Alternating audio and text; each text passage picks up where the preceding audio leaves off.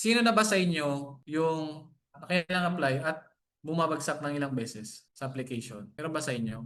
Sa case ko, dalawang beses ako nag-try.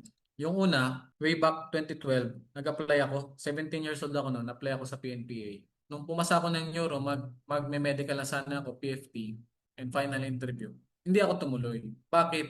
Bakit ako nag-fail? Kasi nagkaroon ako ng fear and doubt. So, kaya ako dito tumuloy kasi nung time na yon, nag-networking ako din eh. Invite ako doon.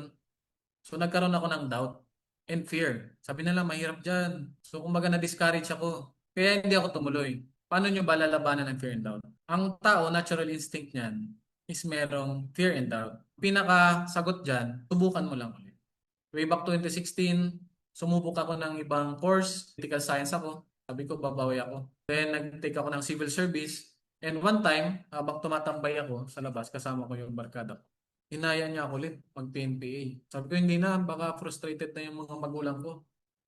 Kasi baka sabihin nila, baka hindi ka na naman tumuloy. Nung nalaman ko tong wisdom na ito, yung fear and doubt, at subukan mo lang. Sabi ko sa sarili ko, wala naman mawawala kung susubukan ko eh.